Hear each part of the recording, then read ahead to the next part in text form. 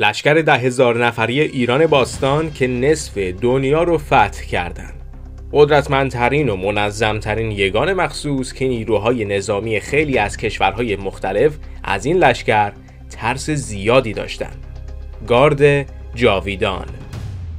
از اونجایی که خودمون خیلی در موردش چیزی نساختیم، کشورهای دیگه تصویرهای خیلی متفاوتی از گارد جاویدان رو توی فیلم‌ها و بازی‌هاشون نشون دادن. خیلی متفاوت. خیلی خوش اومدین به دسک مک.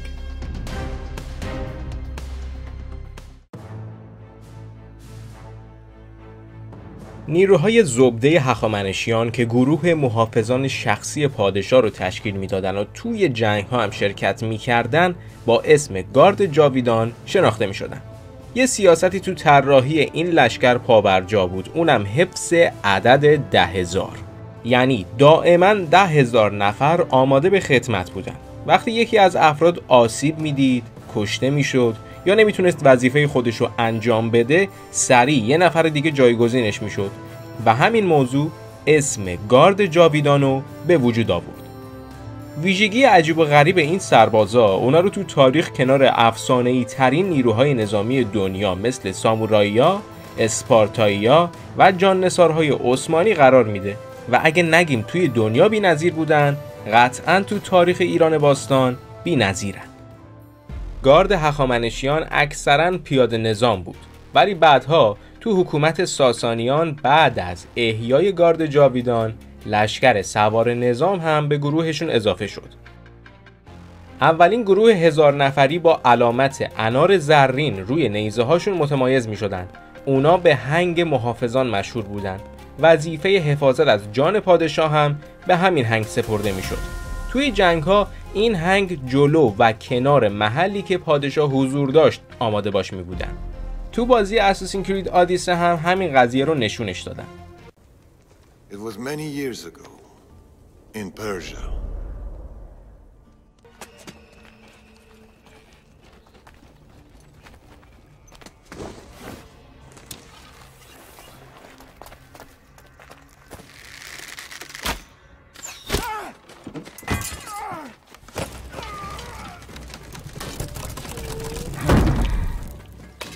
To the king!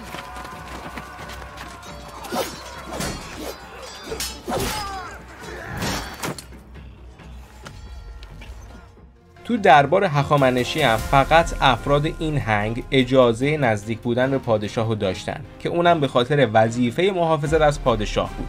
افراد این هنگ همراه نیزه های انار زرینشون مجهز به سپر و خنجر هم بودن. 9,000 نفر دیگه با انار نقره‌ای متمایز می شدن. اسم اونا هنگ جنگجو بود. افراد این هنگ به غیر از سپر میتونستن از سلاح‌های دیگه‌ای مثل تیر و کمان، شمشیر، خنجر و یکی از سلاح‌های محبوب این نیرو یعنی سگاریس هم استفاده کنن. سگاریس ترکیبی از ابزارهایی مثل تبر، تیشه و چکشه که تو تاریخ هم خیلی بهش اشاره شده.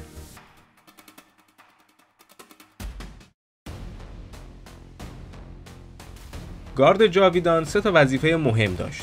محافظت از شاهو که یکم پیش بهتون گفتم، حضور تو جنگا و انگیزه دادن به نیروهای دیگه، سرکوب اعتراضات داخل کشور و شناسایی دشمنان نفوذی هم یکی دیگه از وظایف مهمشون بود. یه سری وظایف دیگه هم داشتن. مثلا یه موردی که بهش اشاره هایی شده اینه که گروهی از اعضای گارد جاویدان مسئول اطلاعات کشور بودن. یعنی اینکه باید حواسشون به همه چی می بود. خیلی‌ها فکر میکنن که تصویری که رو کتیبه های تخت جمشید هست لباس اصلی گارد جاویدانه، ولی حقیقت ماجرا اینه که اونا لباس های تشریفاتی گارد جاویدانن. یعنی چی؟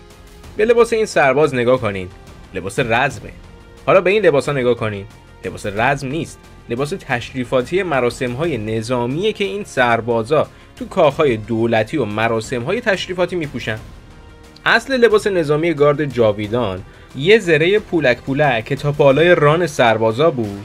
این پولک ها هم معمولاً طلای رنگ بودن که وقتی سربازا می اومدن تو میدان نبرد خیلی می درخشیدن. کلاهخودی بوده که کامل سر و پوشش میداده. پوتین های ویژه‌ای برای محافظت از پاهاشون استفاده میشد و ماسک که یه سریا میگن بوده، یه سریا میگن نبوده. یه تاریخ نگار به نام آمیانوس مارسلینوس گفته بود که تنها نقطه آسیب پذیر جاویدانها 2 سوراخ چشماشون بوده که از رو ماسک مشخص بوده. ولی یه نکته‌ای هست، اونم اینه که این تاریخ نگار هم عصر با ساسانیان بوده و ممکنه که اشارش به جاویدانهای ساسانی باشه. آیا جاویدانهای هخامنشی هم ماسک میزدن؟ من نمیدونم، ولی میتونه منطقی باشه که نیروهای نظامی ویژه کشور همون جوری که الان هم از ماسک استفاده میکنن اون موقع ها هم میکردن. زره جاویدان‌های ایرادی داشت. در مقایسه با یونانیا که از نفرق و برنز زره میساختن، ما مقاومت کمتری تو بحث زره داشتیم.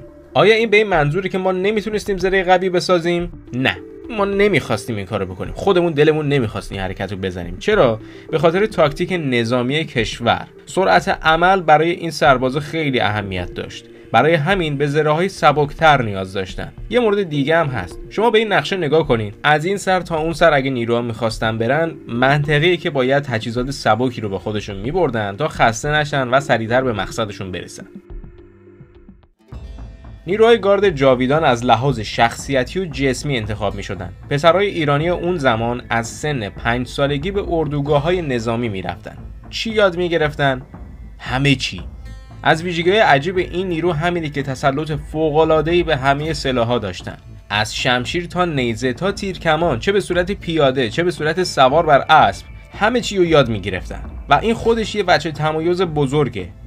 نیروهای نظامی کشورهای متفاوت هر کدومشون برای هنگ‌های مختلف سلاح‌های مختلف داشتن، ولی گارد جاویدان هخامنشی هر سرباز کار با هر سلاح رو یاد می‌گرفت. این موضوع هم حتی تو بازی اساسین کرید به نمایش در اومده.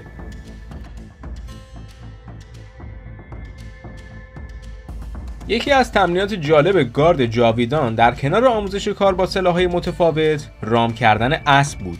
فلسفه پشت این قضیه هم این بود که اگر توی لشکرکشی یا توی جنگ سربازی اسبش رو از دست میداد، میتونست سریع یه اسب جایگزین پیدا کنه، حالا چه تو طبیعت بوده یا اسبای دشمنا رو که به غریبه سواری نمیدادن رو رام میکردن و به عنوان غنیمت جنگی هم میتونستن ازش استفاده کنن. همه این نیروهای ویژه تمرینات سختی رو پشت سر میذارن تا یاد بگیرن، نترسن، بتونن بکشن و تسلیم نشن. چرا اینو گفتم؟ چون میخوام رویکرد آموزشی گارد جاویدان رو الان بهتون بگم. اونا برای این بخش آموزش شکار شیر رو در نظر می گرفتن. علتش هم این بود که در برابر یه شیر شما هیچ چاره جز کشتن ندارین و از لحاظ روحی و جسمی به آمادگی چشمگیری میرسین اگر به عنوان یه سرباز جاویدان البته تو این مرحله زنده بمونین. اوایل ویدیو گفتم که سلاح‌های مورد استفاده گارد نیزه، شمشیر، خنجر، تیر و کمان، سپر و سگاریس بوده و یکم پیشم فهمیدیم کار با همه سلاح‌ها رو یاد می‌گرفتن. اینم فهمیدیم که زره سبک می‌پوشیدن. جالبه اینو بهتون بگم که سربازهای جنگجوی گارد اکثر سلاح‌ها همیشه همراهشون بوده. برای این حرکتشون هم دلیل داشتن. جبران بحث مقاومت زره، برتری نسبت به حریف. یعنی چی؟ یعنی وقتی سلاح دوربرد مثل تیر و کمان همراهتونه، قطعاً شانس آسیب زدن به دشمن توی فاصله دور رو دارین. وقتی هم بهتون نزدیک بشه، سلاح‌های دیگه‌ای مثل شمشیر، نیزه و سگاریس بهترین گزینه‌ها بودن. سعی کردم کل موارد مهم مربوط به گارد جاویدان رو توی این ویدیو توضیح بدم. اگه شما موارد دیگه‌ای رو میدونین، حتما کامنت بذارین. لایک و سابسکرایب هم فراموش نکنین. تا ویدیوی بعدی، فعلا.